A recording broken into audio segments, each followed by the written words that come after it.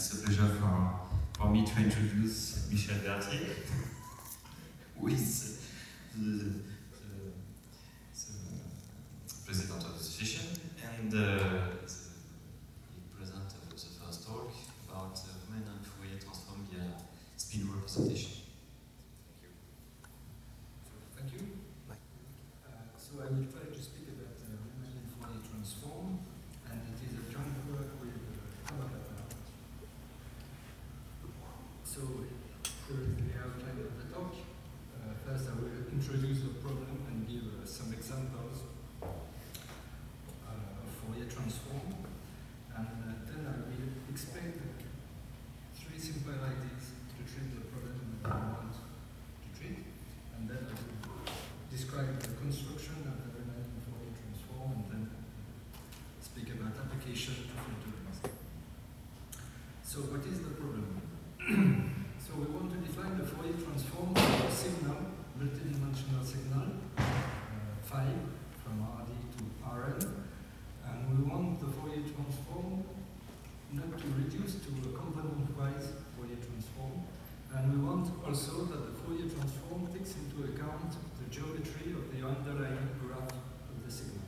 So that is the problem. And because we are interested in image processing, you can think of the signal as a gray image, gradable image, or a color image.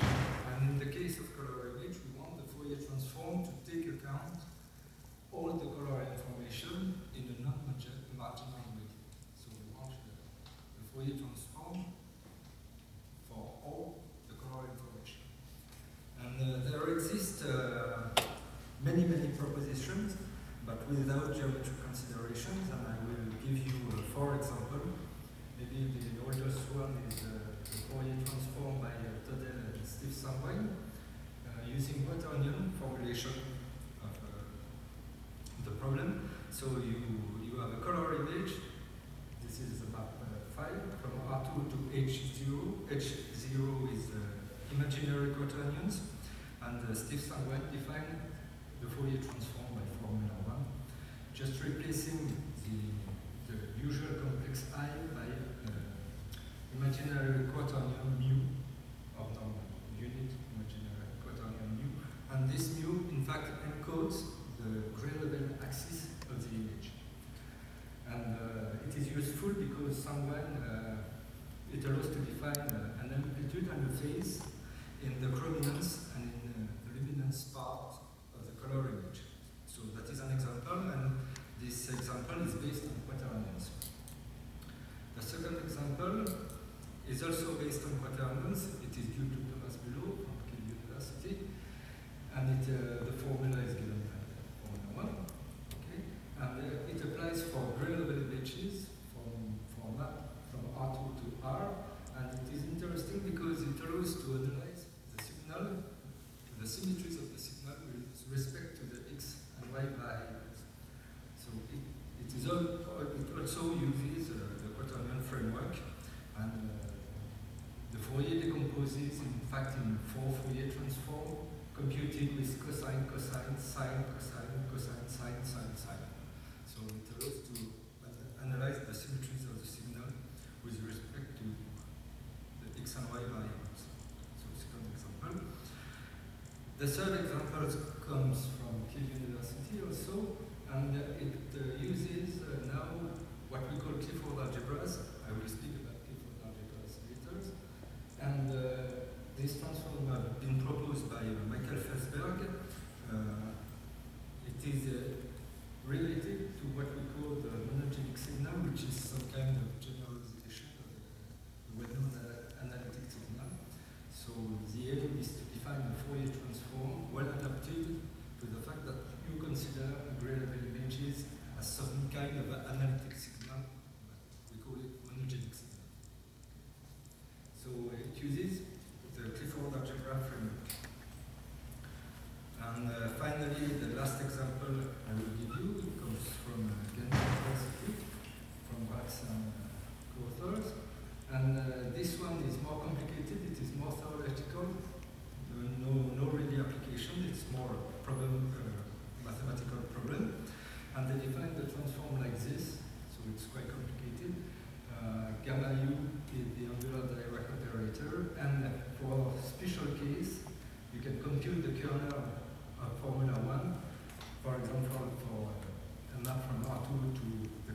algebra, I will speak about this later, R0 to tensor C, you have this explicit formula, and what is interesting that in this explicit formula there is something which is called exponential plus or minus u wedge x, and exponential plus or minus wedge x is in fact u wedge x is a bivector, exponential u wedge x is what we are going to call a spin element and a spin group. So it is related also to Clifford algebras. So there are many other examples, and the problem is there is lots of arbitrary choice in this formula due to the fact that the calculus used is a non-commutative calculus. For example, if you take the Fourier transform of Samuel, you can put the exponential on the left and you obtain a different Fourier transform. So there are many arbitrary choices in this formula. For Thomas Below, you can replace the quaternion I and G by other quaternion, you obtain other Fourier transform. And the problem is, what is the mathematical foundation of all of these transforms? Because they seem to be relying on arbitrary choice. So we now I will explain the three main ideas of the work. The first one is a well-known fact in mathematics that the Fourier transform is defined through the action of a group. If you want a Fourier transform, you have to define it through the action of a group. So it is well illustrated by the well-known shift theorem. I recall in formula 3. Okay, the group here for the usual Fourier transform is a group of translations on R. And the shift theorem shows a correspondence between the translation and the unique complex number. The translation in the spatial domain and the unique complex number in the frequency domain. And this correspondence, phi here, is what we call a character of the group of translation. It is a group morphism, it respects the laws of composition from the group of translation to the group of unit numbers. So this key U is fundamental for the rest of the talk. It is what we call a character of the group, of the additive group R. And if you rewrite, just rewrite the Fourier transform, you can write it as in formula 6. And you have the action of the character Q here. So this is the character, this is the value of the function, and the character acts on the value of the function by usual multiplication. And then you integrate. So this is the prototypical example of the Fourier transform we want to define. And we will see at the end of the talk that the Fourier transform we define is in this spirit. Okay? So the first idea is this one. So to sum up what we have, by means of the character Q, every element of the group, every x is represented as a unit complex number that acts by multiplication on the values of the function. Then you integrate on the group. So that is the philosophy. You have a group, you represent the group, and this group acts on the value of the function to define the Fourier transform. Okay? So if the group is abelian, commutative, we group morphism from the group G to S1. That's what we call characters. So I give you example of well-known facts in mathematics. If you consider the additive group Rn, you recover the usual Fourier transform. If you consider the orthogonal group SO2R, you recover the Fourier series theory. If you consider the group Z over NZ, you obtain the discrete Fourier transform by this mechanism. And in the non-abelian case, it is more difficult because you have to deal with what we call equivalence classes of the irreducible representation, the Cantilever individual. But it is more difficult, but it is used in image processing, for example, to define the Fourier descriptor of the group of motion, or to define chariots or things like this. So it is more difficult mathematically, but it is used in image processing. But we only deal in this talk with the abelian case. So now the problem is we have to find a good way to represent the group of translation of R2 plus in order to make it act naturally on the value in Rn of a multidimensional signal. That's the problem. We have this group, we want to represent these groups in order to make it act on the values in Rn of the multidimensional signal. So that is the first idea. It is very usual in mathematics. The second idea is this one. So we are going to speak about Clifford algebras now. It is the fact that vectors of Rn can be considered as generalized number on which you can perform the usual operation plus minus product and inverse if you see the element is invertible. Well, you know the usual identification R2 with C and R4 with the quaternion, and in fact, these well-known identification are a particular case of Clifford algebras. So I won't enter into details, but a Clifford algebra is an algebra that contains the vector space you consider, so it contains scalars, the vector space you consider, another element called multivectors, which generalize the vectors, and I write in formula 5 an example of such multivector. It is a bivector built with two vectors, u and v, and you can think of this bivector as a piece of a plane. Yeah. A vector is a piece of a vectorial space of dimension 1. A bivector you can think, grosso modo, as a piece of a vectorial space of dimension 2 with an orientation and a norm. It will be useful for the next. So, in Clifford algebra, there is also one fundamental object, which is called the spin group. So the spin group is composed of elements which can be written as the product. So you are in an algebra, so you can do the product of vectors. It is the product of an even number of unique vectors. Okay. So it is supposed to be a strange thing when you don't know it, but it's natural to consider it. And I give you some example. So when you consider the space R2 with the usual quadratic form, the group spin 2 is this one, the same as before, the group of unit complex number. Spine 3 is the unit quaternion, and spine 4 is the product of two copies of the group of unit quaternion. So the idea, the natural idea, is to replace in the construction of the Fourier transform the group morphism from R2 to S1 being spine 2, the character. So by group morphism from R2 to spin n, what we call spin character. Okay.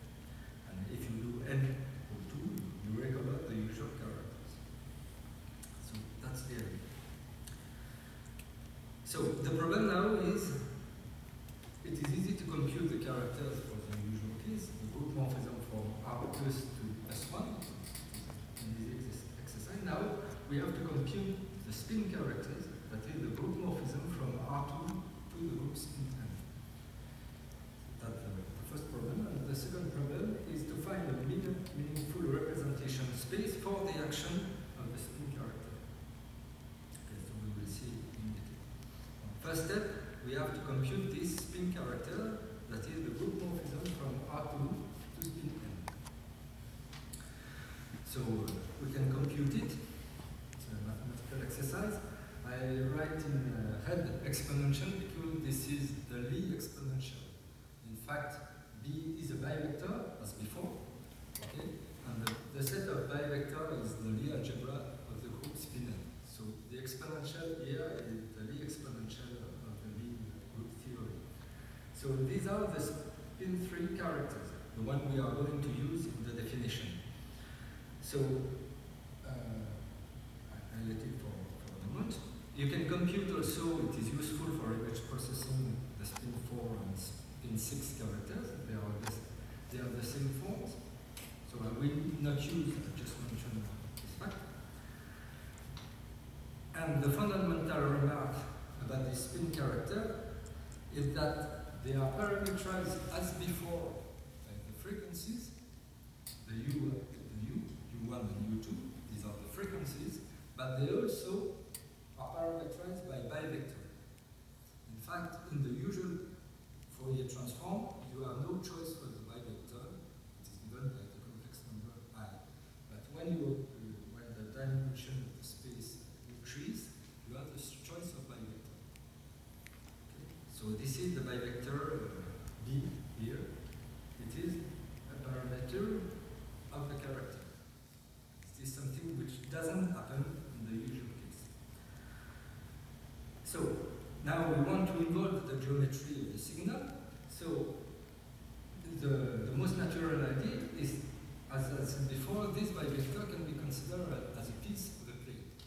So we are going to choose in the character the bivector corresponding to the tangent plane of the image we consider. Okay, the image, you can see the image as a surface in a certain space, and we are going to use the tangent plane of the surface as a parameter of the bivector. And we are going to move, so we are going to deal with the fiber of the image group. Okay. So now there is several possibilities for dealing with the representation space in which the spin character will act.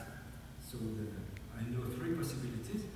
The first one is using spin-free characters and what is so-called general Weierstrass representation of surface in method of Thomas Friedrich. So it is published in this reference. And the second one is to use spine 4 and spine 6 character and the so-called standard representation of spin groups. It is published in the last issue of Journal of Signal Processing. And in this talk, I will deal with spin representations. So, spin group have two types of representation: standard representation and spin representation. The spin representation, they are defined through complex representation of Clifford algebras, and they differ from standard representation because they do not descend, as we say in mathematics, to orthogonal group. In fact, these are the representations used in physics. So the complex spin representation of spine 3 is a group morphism from spin 3 to the algebra of matrix 2 by 2 with complex centering, with C2, and we restrict our representation of this the Clifford algebra to spin 3. Okay. And now it's a bit complicated. It's usual in mathematics, maybe it seems complicated, but it's usual. We are going to build with this representation a fiber bundle, which is called the spiral bundle of the space, and we are going to consider an image as a section of this spiral bundle. So this is formula 6. Okay. So we deal here with 3 channels, K or 1, 2, 3. You can deal with more channels. Okay. And now, so as I said before, we are going to consider the spin character parameterized by the bivector B corresponding to the tangent plane. And we want to move this bivector at the point U. So we have to consider all the tangent planes. And that's why we are dealing with spiral bundle to have a fiber version which is parameterized by the point. And the bivector we choose is this one. Okay, it corresponds more or less to the tangent plane. And this bivector will act on the section of the spiral bundle by the action I denote B dot is the Clifford multiplication. So we are in the Clifford framework. But what we have to understand that this operator B dot is just a 2 by 2 complex matrix which acts on the section of the spiral bundle.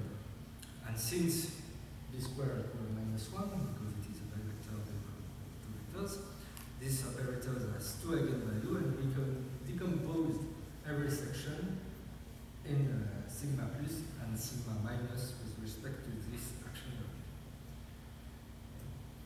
So the Riemannian Fourier transform we want to define. It is defined on the section, so sigma phi, which is this one. So the signal or the image is phi. We associate to phi the section sigma phi. Okay.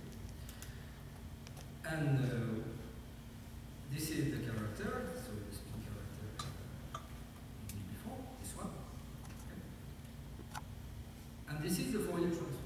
So we see we have the character here, the section of the image, and the dot, which is the Clifford multiplication. And if you remember the usual Fourier transform, this is nearly the same writing. The character, the function, the character act on the function by multiplication here, and in our case, we have the character here, the section corresponding to the function, and the Clifford multiplication. So this is really the same formula, and it is easy by construction to verify that such a formula satisfies, for example, a shift theorem. We have nothing to do. Okay. So now I have explained that every section can be decomposed in sigma plus and sigma minus. So when you compute the inverse Fourier transform, you can have a decomposition of a color image phi with this formula. This decomposition with these two elements, phi plus and phi minus. Okay. So what are we doing now with this formula? So we are going to try to perform low-pass filtering on color image, you see. So this is the original image on the left. Okay. In the middle, you have the plus component of the color image, and in the right, the minus component of the color image. So they correspond to the phi plus and phi minus here. And in the middle, you have only the color edge of the image, and on the right, you have only the homogeneous regions of the image. Okay, so in particular here, complicated. It is all the color edge of the image. And we are going to perform low-pass filtering, going into the frequency domain with this Fourier transform, and we are going to cut the frequencies with Gaussian, and we are going to see what happens. So I'm not sure you are going to see this part. So this is low-pass filtering on the color edge. Okay, it's not. It's better on the computer view. And this is the low-pass filtering on the homogeneous region. So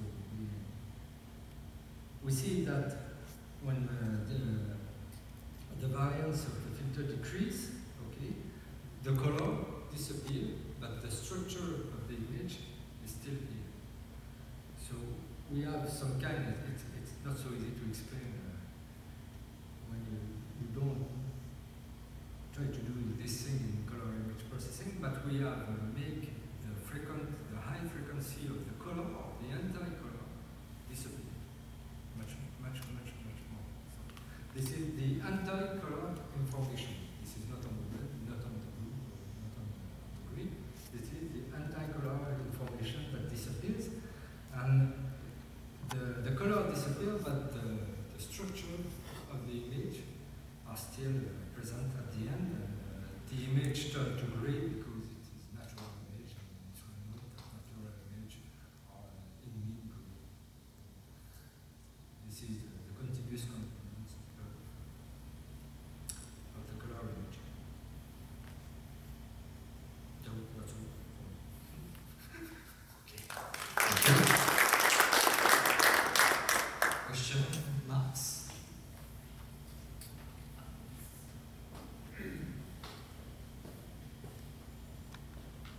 So since you did filtering, you obviously have an inverse transform but you didn't mention that. So I'm curious, is there a Parseval equality? Is there a convolution theorem? Are these usual things from Fourier analysis, do they exist in this context? There are, as I mentioned, there is a shift theorem by construction. You don't have to verify, but it satisfies the shift theorem. The problem of convolution is that we are in a non-commutative framework, so it is difficult to define convolution, and the example of Fourier transform I presented at the beginning are also very problematic for convolution theorem. So it's not so easy to have a good convolution theorem, and in fact, there are also arbitrary shots on the definition of the convolution we want to use to prove the theorem. So it's not so easy to define a good convolution theorem.